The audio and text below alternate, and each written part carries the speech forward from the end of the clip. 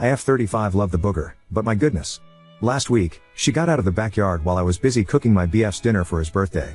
My boyfriend Mike 40 male, let the dog out during this time and didn't stay out with the digging asshole. When I went to call her back in, she was nowhere to be found. I live in an active city on an active road and I naturally was worried about her, but my BF she said should fine, as we are well known in the neighborhood for our clockwork walks and someone will see her and bring her back. I went out to look for her anyway but couldn't find her. I didn't find her for 48 hours and I was crying from the stress. She's been my dog for 7 years and I know it sounds odd to some, but she's my girl, my bestie, and love the shit out of her. I would sob worrying she was injured or worse on the side of the road. BF said he tried to track the microchip but it for some reason wouldn't work and her leash had a tag on it with her location, but BF didn't put it on her because, as he explained, she was just going outside. I have a new neighbor, a F30 something Josie, and turned out she had my dog. She found her tagless wandering her yard 3 doors down from me and didn't know her or me at all, so took her to the local vet who recognized my girl, and called me. So my little shit was returned to me. I was overjoyed and was thanking Josie profusely, explaining how worried I was, and my BF audibly sighed from behind me and said, well, thank fuck that's over. She ruined my birthday with that stunt. When Josie saw him she looked confused but didn't say anything until I walked her out. She told me, you might not believe me but he told me last night that you don't have pets. I was confused by this and kind of didn't believe her, but it nagged at me, so I checked our doorbell cam footage and there it was clear as day. While I was out looking for my dog, Josie is showing him a photo and asking if he knew this dog, and he said no, that we don't have dogs, and suggested calling animal control. I woke my BF up as he was asleep by this point on the couch and questioned him about this, and he denied it, saying Josie is trying to stir up trouble. I have my dog so things so go back to normal now. And he slipped in that he deserves a makeup day for his ruined birthday. When I told him about the footage, I could see him get really still and then he admitted to it. He said my dog is old, she's 8, so he was trying to spare me since she will probably die soon and he wants us to think about the future, not the past, and my dog is indicative of my past. I told him this made 0 sense to me. He saw me damn near fall apart worried about my dog, and now I can't so much as trust he didn't have anything more to do with her disappearing.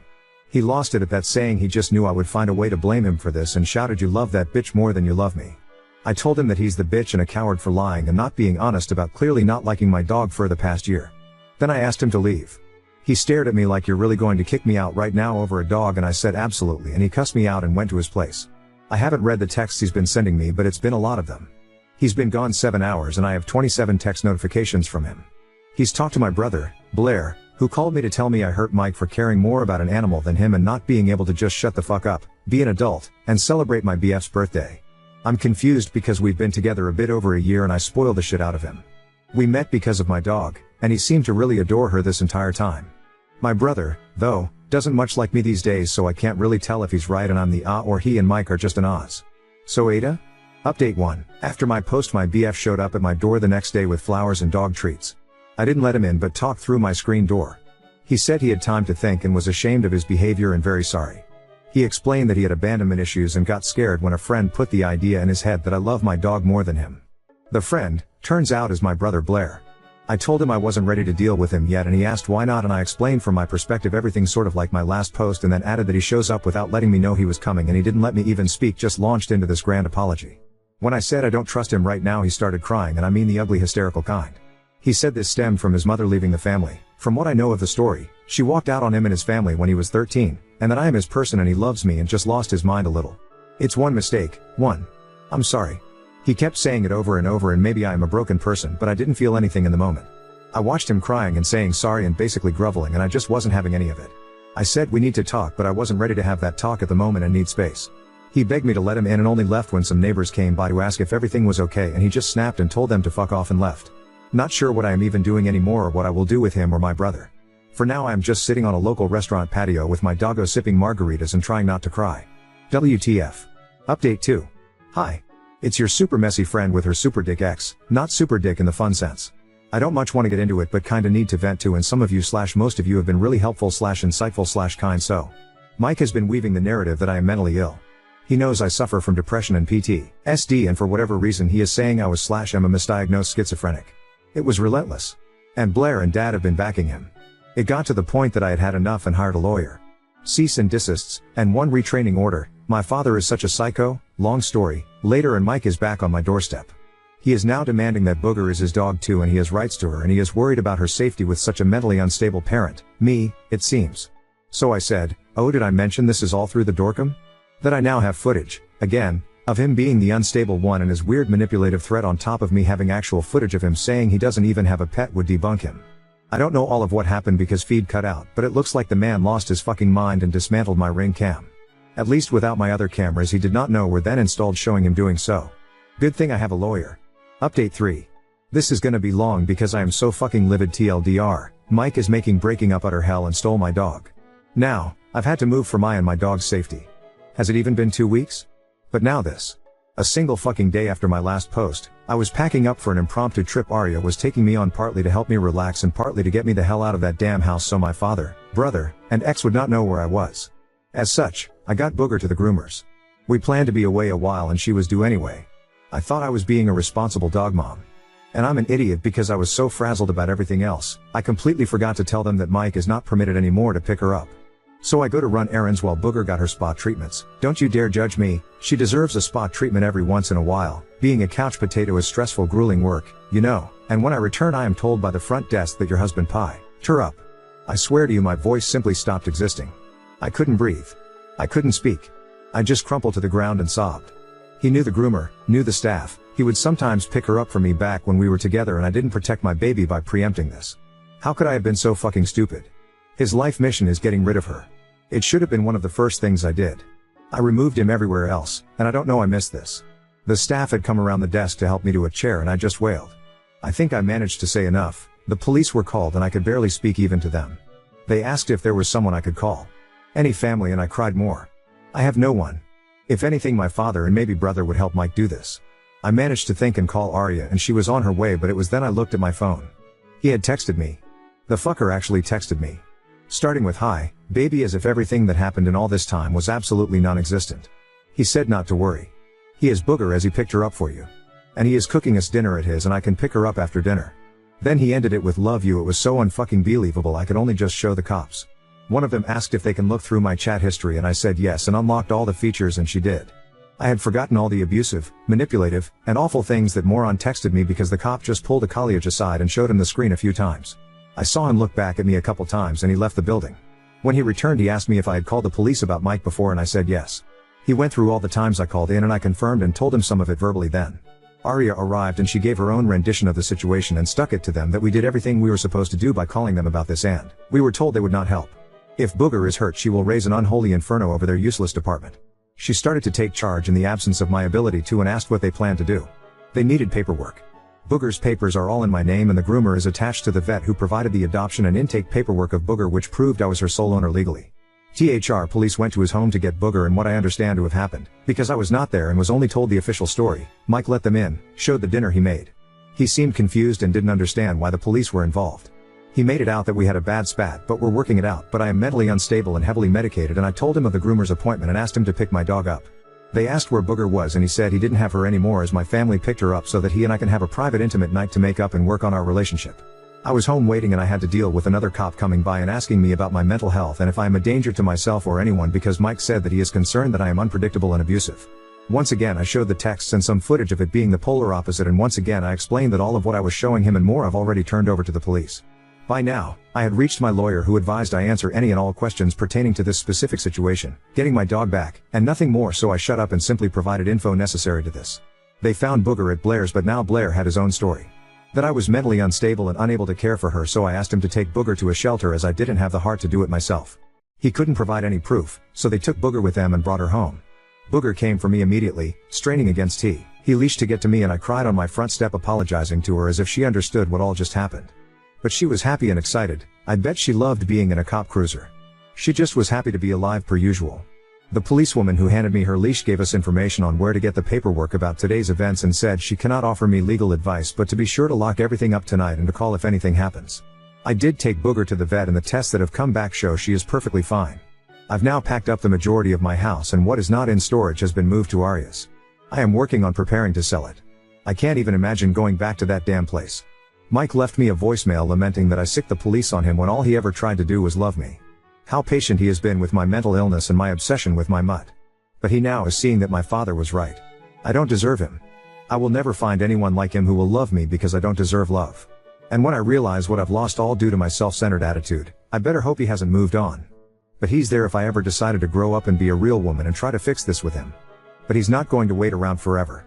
An emergency protective order was pushed through, thanks to my lawyer. From Mike and Blair. Blair was stupid enough to blow up my phone after the police took Booger to berate me. I don't know what he said as I just forwarded everything to my lawyer, but either apparently was enough. My father lost it, I'm told, but I wouldn't know. He doesn't know where I am and has no way to reach me now. Mike is trying to reverse my domestic abuse complaints and say I am the one abusing him and that's why he fled to his place. He maintains that I asked him to take Booger and Blair is backing him up. My lawyer says not to worry because no one is taking the claim seriously since we have much overwhelming documentation of both of them harassing me. I've been at Aria's and we are taking the trip tomorrow. Booger is a road dog and loves car rides, so I know she will be very excited. The city we are going to is incredibly dog friendly, so she will be with us every step of the way. I'm not letting her out of my sight. Aria helped me go through every bit of info and make sure Mike is removed off everything now. All Booger's appointments, all my medical paperwork, all package sign-offs, you name it. All mail and packages are being rerouted to Aria's and Mike doesn't know where that is. She has another home she rents out as an Airbnb, so once the current tenants are out, she is setting me up to stay there until I find a new job out of town and move. I'm just glad to have her with me right now because I haven't been able to sleep. I have barely been able to even be around food, let alone eat it. Booger was gone for maybe a total of 5 hours as a whole, but I swear to God it was like a lifetime. I've set virtual appointments with my counseling team and might need to get something to help me sleep. But last night Booger lopped up into the bed with me and just plopped down and snuggled beside me. I think she knows I am stressed and the only clear cure is cuddles. She's not entirely wrong. My mind is racing because what would have happened if I didn't already have a lawyer pushing the return of my dog along, or Aria who was speaking up for me when I was a useless fucking blob pee on the floor crying and accomplishing absolutely nothing. I feel like a failure because it was the time for me to get things done and all I did was cry like a child. Booger deserves better than me. What if he had decided in those hours to just get rid of her or do worse to her? What was his whole plan? And why the fuck would Blair help him? I know he hates me, but Jesus Christ. All I know for now, if I'm NC with all three of those bastards and by the time my protective order is up for review next month, new job or no, I will have yanked every root I placed down here and get the fuck out of here. Now on to second story.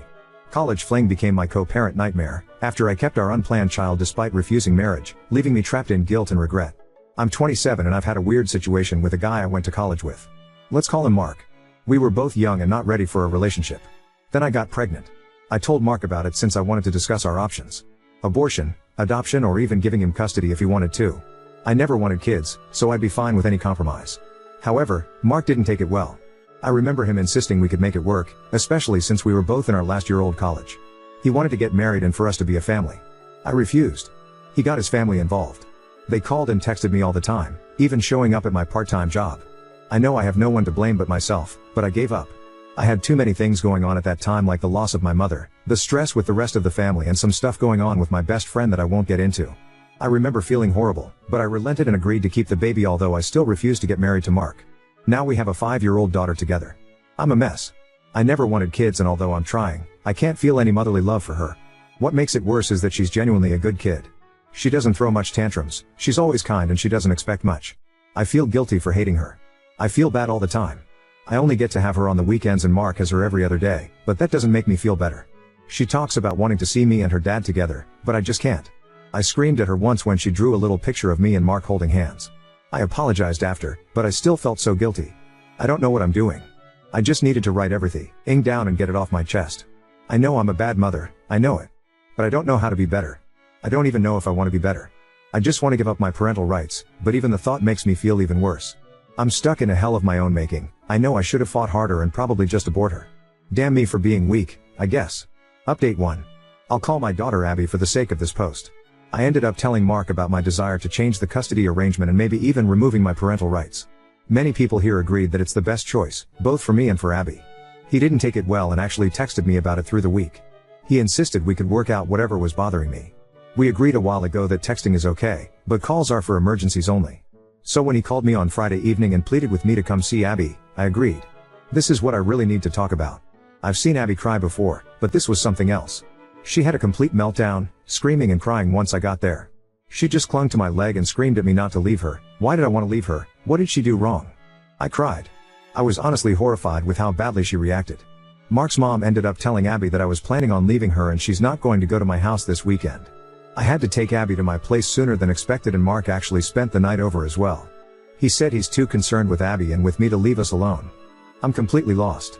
Even with the way I said that I want to give up my parental rights, I just can't do it now. The image of Abby crying and pleading with me not to leave is just stuck in my mind. I feel hopeless about the entire situation. Currently, I'm laying with Abby on the couch and she's watching TV. She hasn't really left my side since yesterday. I'm used to her pointing at the TV while talking about her favorite characters of whatever cartoon is on. Right now, she's just laying by my side and staying quiet. I can hear Mark moving around in the kitchen.